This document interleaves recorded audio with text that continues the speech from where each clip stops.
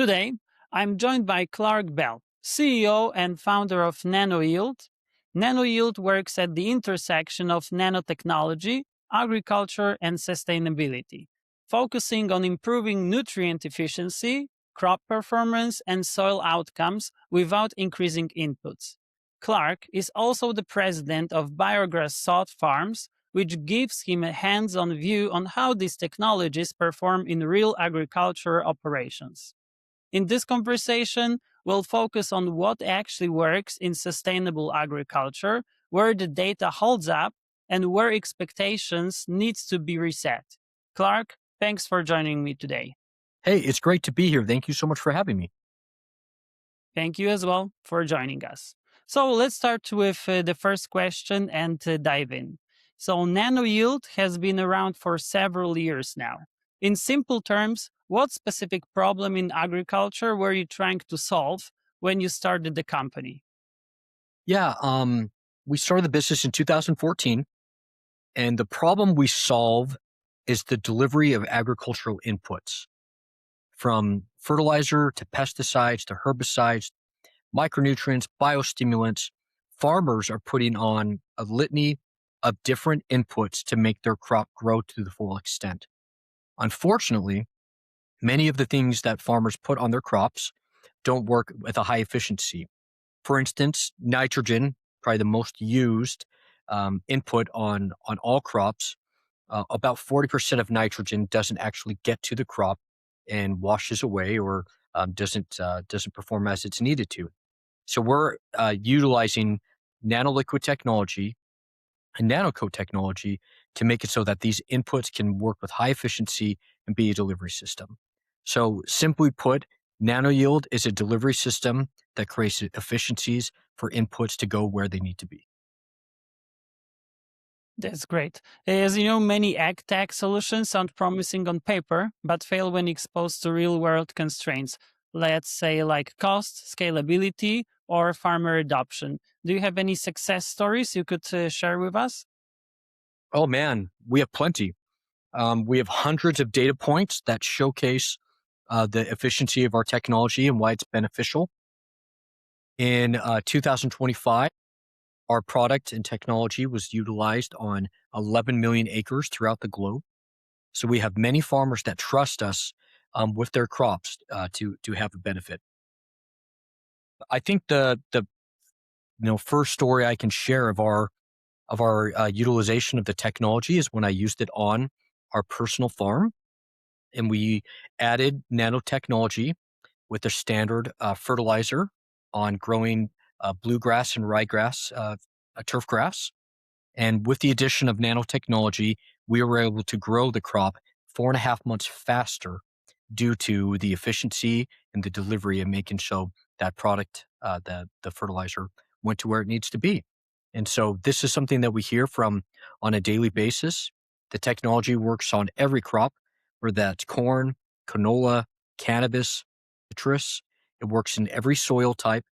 And now with us having our technology in what is now going to be, let's see, about 19 different countries, we believe that it can work in every climate in every area. Lot of success that I could get into the weeds with you on, but essentially we do have an agricultural technology that does work, is affordable, and creates a win-win for the farmer and for the agricultural community. That sounds great and very impressive. So, thank you very much for those examples. Now, let's talk about what nanotechnology actually means here, because nanotechnology is a broad term and often misunderstood. So, if you could tell us what does it practically mean in the context of nano-yields products and what does it not mean? Yeah, nanotechnology is the convergence of physics and chemistry. And when we talk about nanotechnology, essentially what we're discussing is the size of a nanoparticle. Nano is going to be anything that is between the size of 1 nanometer to 100 nanometers. And so if a company is making claims that they have nanotechnology, that means that they have created a nanomaterial that's between 1 to 100 nanometers. For all of the nano products that we make at Nano-Yield, they are between this 1 to 100 nanometers. So briefly, when we talk about nanotechnology, we're talking about size. and how those nanomaterials have unique properties of how they can enhance something. Our basis of utilizing nanotechnology is we use the nanoparticles to enhance ions and active ingredients that are used on crops. This is going to be things like Roundup. This is going to be things like, organic acids. This can be things like standard commodity fertilizers, like 1152O granular fertilizer. Our nanotechnology, when it's used in that capacity due to its size, is able to attract and carry the specific inputs that are being applied on crops and that make it so that they're absorbed with higher efficiency into the plant. And that's why we've had the success that we've had. So, in standard terms, nanotechnology is representation of time. Is a representation of size.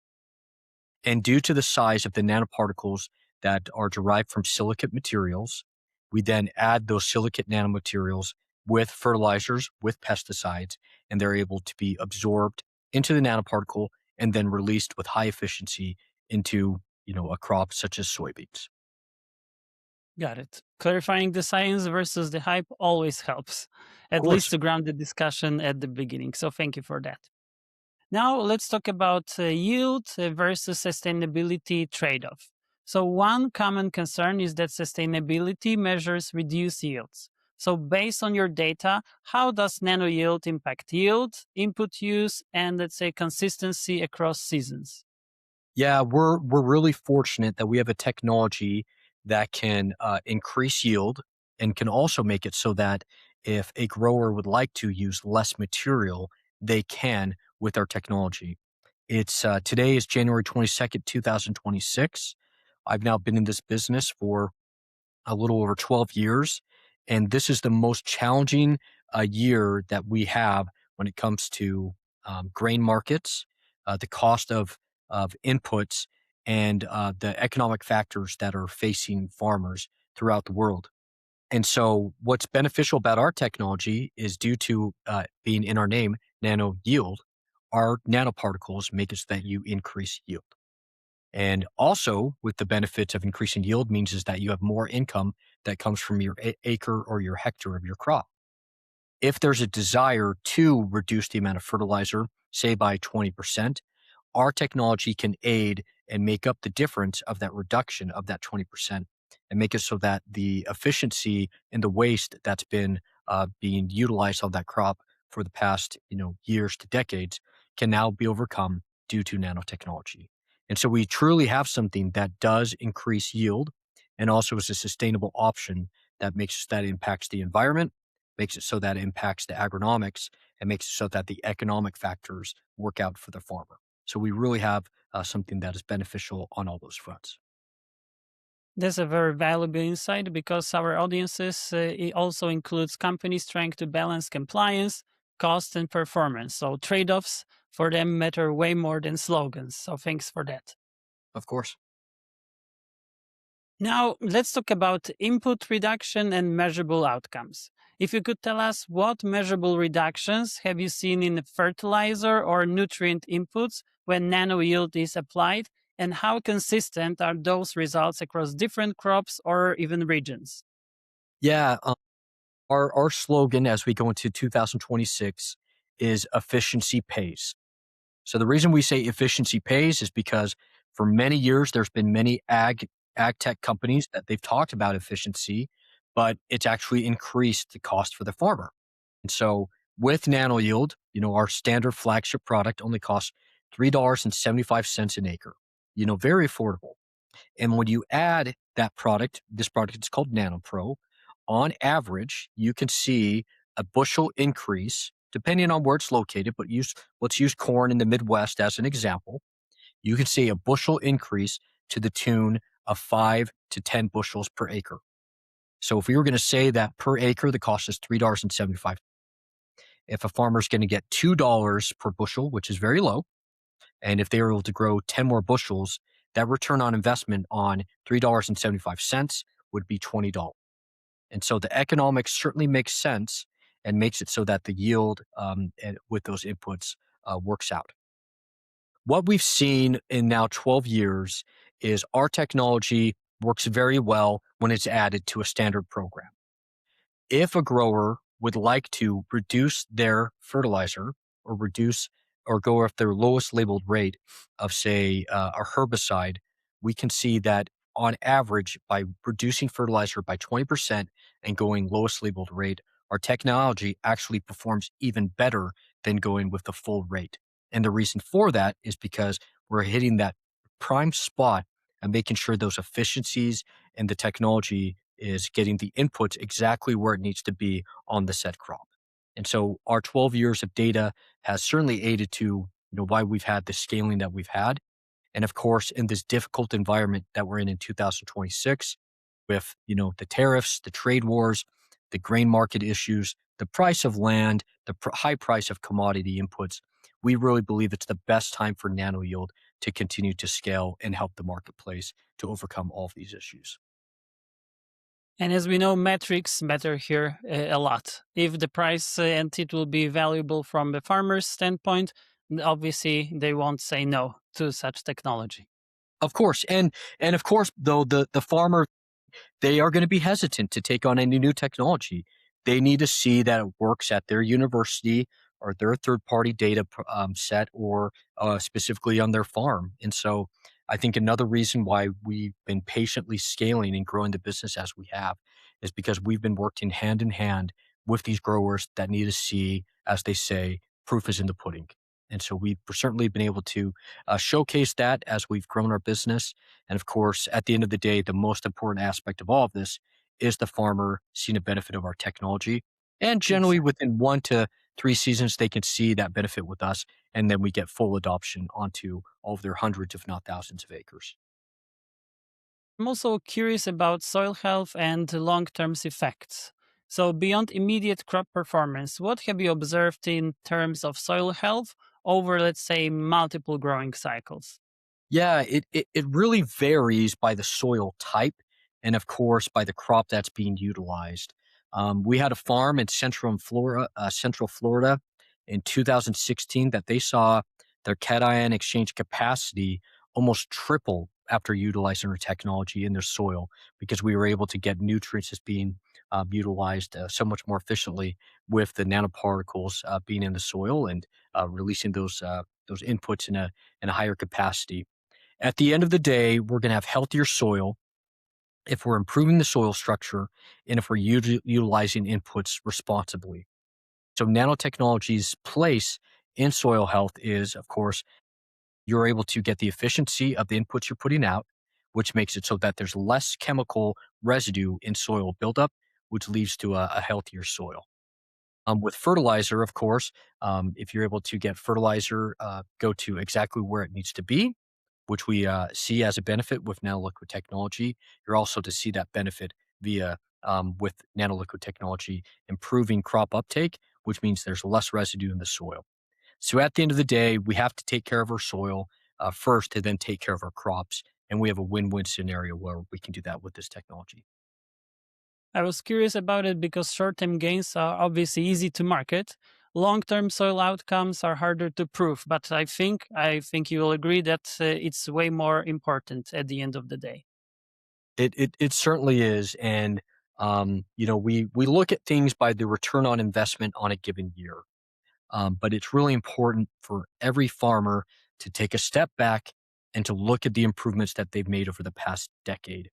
And for us at our sod farm, we look at the significant fertilizer savings and the significant increases we've seen with improving our soil over the past 10 years.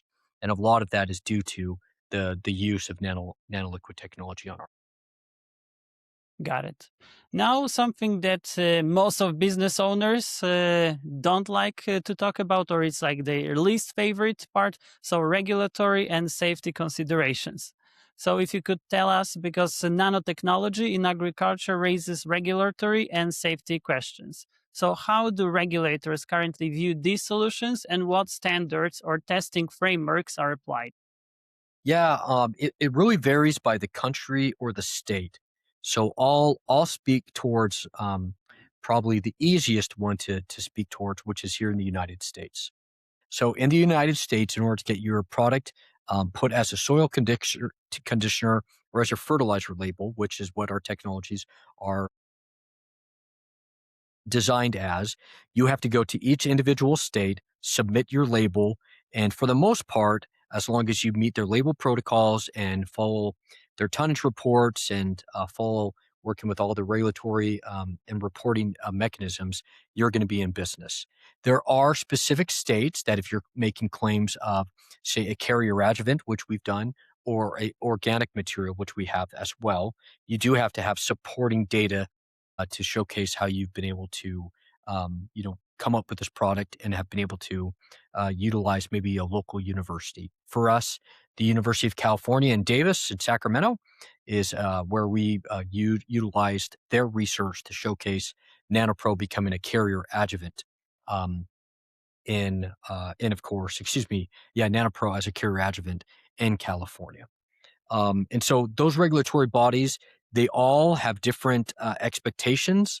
But as long as you have a product that is generally recognized as safe, which our technology is, and meets the outcomes of the federal regulatory bodies, which our technology does, because it is derived from a mineral, a silicate. That's how we've been able to get through all the regulatory frameworks. Now let's get into the complicated ones. We are currently working on launching Nano-Yield Brazil, and we have to showcase 2 years of data to the regulatory bodies in Brazil. We're just coming on year 2 of showcasing how we've helped sugarcane, soybeans, corn, so on and so forth. And that is going to expedite now that we've gone through the 2 years of data to make sure that we can get our products registered there. And so I think as a new agricultural technology, you have to embrace the regulatory frameworks and you have to make sure that you meet all the criteria. It is a long game that you have to play with that. But if you're capitalized and if you have the margins and a team with grit, you can certainly get through all those regulatory hurdles. And is your technology already acknowledged and framed within European Union? Because as we know, for example, GMO is still accepted within the United States of America, while in European Union it's banned. How Yes. does it work with nanotechnology? Yeah, the EU labeled 5 of the biggest opportunities to help farms, and number 3 on that list was nanotechnology.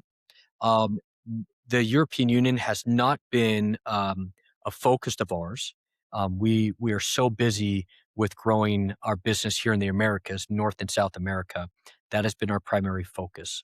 We do have a hotbed of some business in Asia, specifically in India and Bangladesh, that has grown, but we have not gotten to the European Union yet. It is something that we desire to do in the next 3 years. But of course, we're going to do that after we've had the great success that we're experiencing and continue to scale here in North, Central, and South America. Because of regulations in the EU, everything takes more than 5 years after the Correct. US adopts it, unfortunately. Of course. Now let's talk about adoption barriers in agriculture. So if you could tell us what are the biggest reasons farmers hesitate to adopt technologies like nano yield, and how do you address those concerns in practice?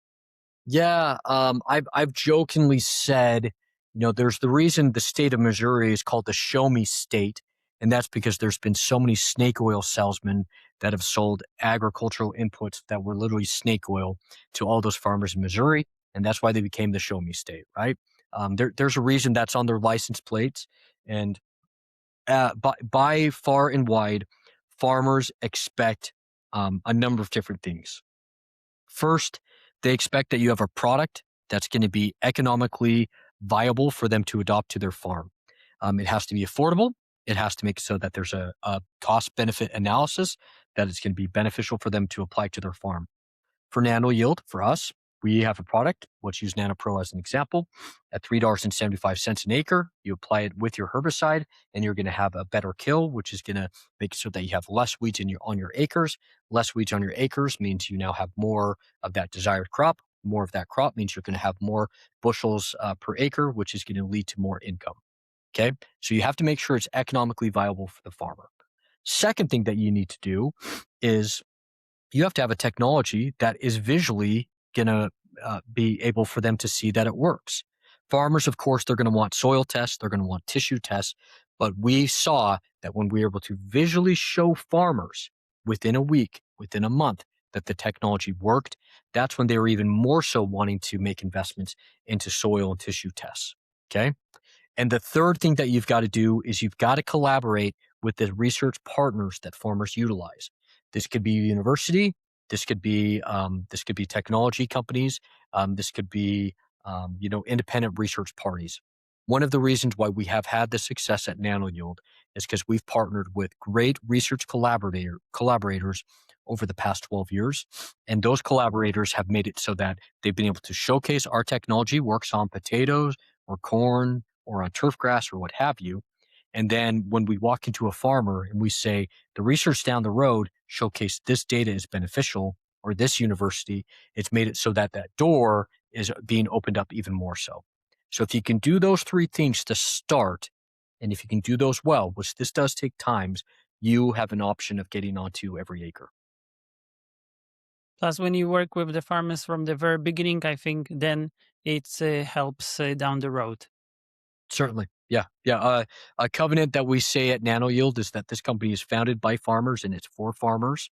And it's very important for us that we have to have a technology that actually benefits the farmer, which we're committed to. And as mentioned at the very beginning, you also run biograss salt farms. So, has applying nano yield in your own operations changed how you think about product development or farmer expectations? Oh my gosh, very much so. I think it's one of the reasons why maybe I've had a leg up because I have that experience. I used it first and foremost on my farm, and then took it out to farmers, across the globe. Our primary business, of course, is we sell to the distributors and the retailers that sell agricultural inputs, but they are just like us. They receive their income from farmers. The way that we've been able to see nanoliquid technology benefit us at Biograss has been first and foremost is we're able to grow grass faster and we're able to grow grass healthier and we're able to do that with less inputs, which has been an improvement to the bottom line. It has made it so that we can achieve sales even faster. For a smaller farm, such as ours, we're about 600 acres. The way that we can maximize every acre and improve production is paramount to our success. And nanotechnology has been a huge part of that for us. As I've learned at product development and NanoYield, we've now launched almost 30 different products since we began our business. It's helped me really understand that product development and innovation. One, you have to begin with the end in mind and understand what is the problem you're solving. And is it a real problem? Is it a sizable problem? Because if it's not sizable and if it's not a real problem, frankly, it's just a waste of time.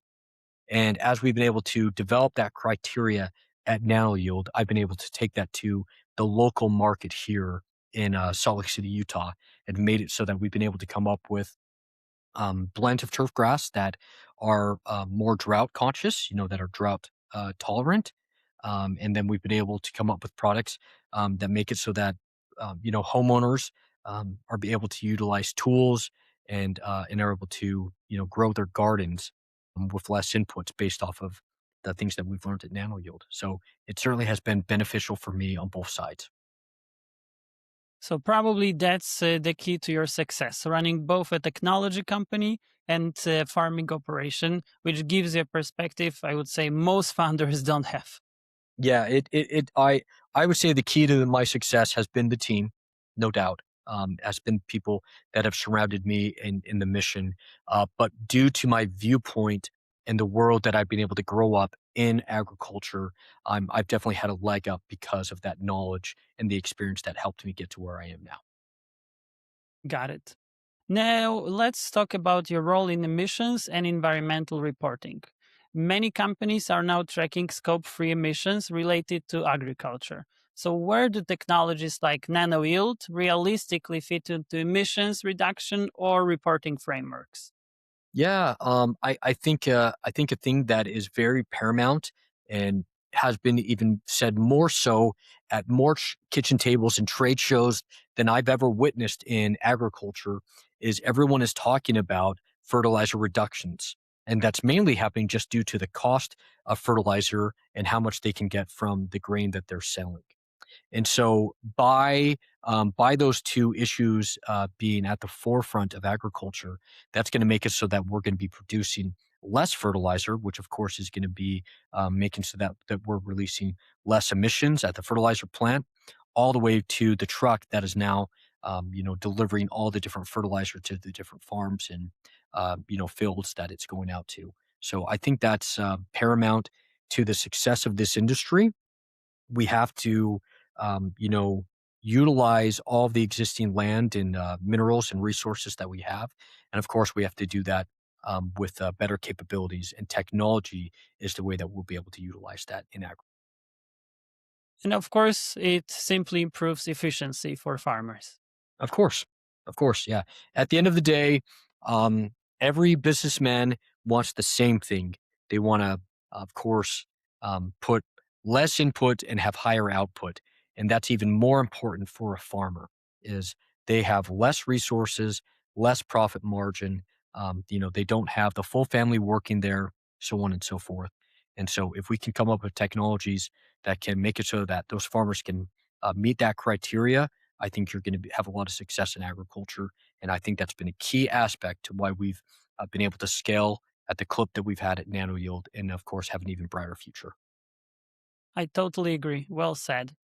Now, if you could tell us what is one assumption, or maybe you have more, but like one main assumption about sustainable agriculture or ag tech that you think the market consistently gets wrong. Hmm. Um, I think, me coming from the turf grass world, turf grass is constantly under attack. These are crops that go on home lawns, generally get fertilizer and chemicals applied to them right by your doorstep, right by your porch. Utilize water, which is a finite resource. And so, based off of that capability, based off of my exposure to that side in the industry, I've been able to bring that into agriculture with the same lens of making sure that we're utilizing resources very well.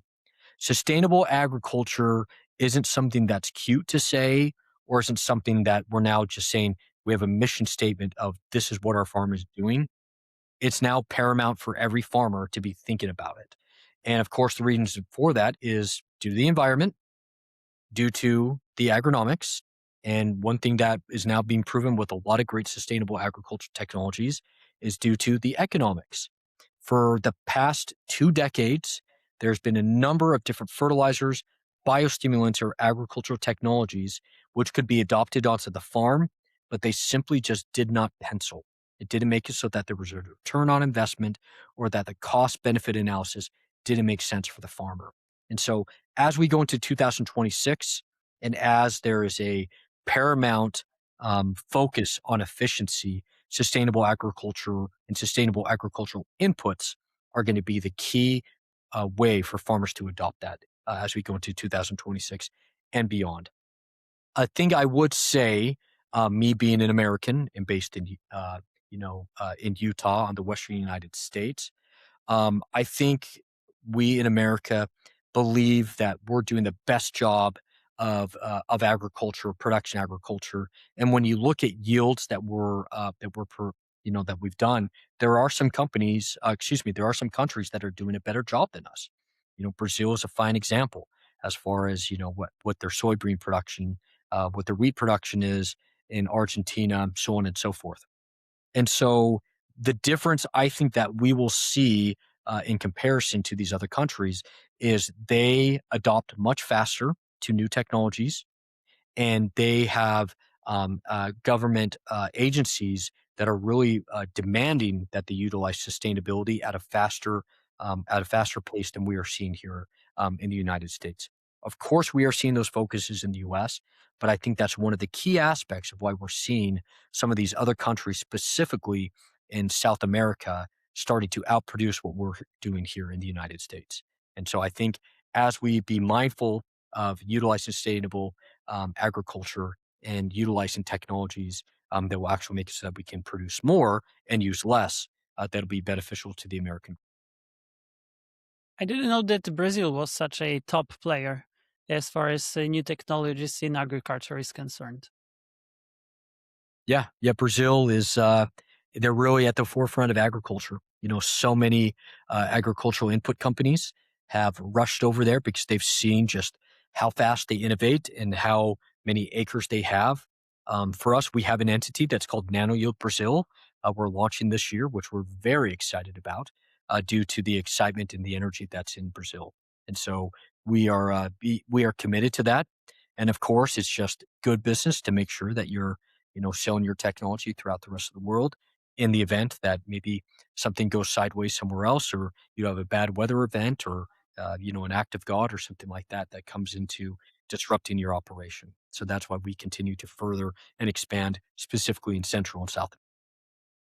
Interesting. And is it also linked to fertile soil that they possess in Brazil? Yeah, fertile soil and climate.